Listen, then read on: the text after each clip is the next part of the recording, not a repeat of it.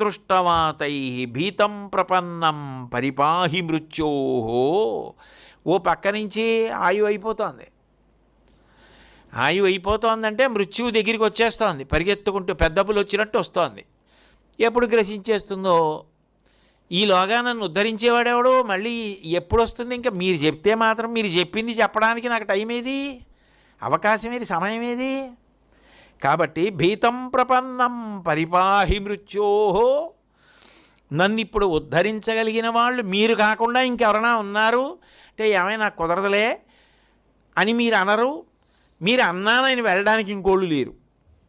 శరణ్యమన్యం యదహన్న జానే. గురువుగారు ఈ విషయంలో మీరు తప్ప ఉపకారం చేసేవాళ్ళు లేరు. అన్యం నజానే, నాకు ఇంకొకళ్ళు తెలియరు.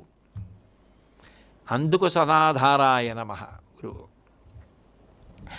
అటువంటి మహానుభావుడు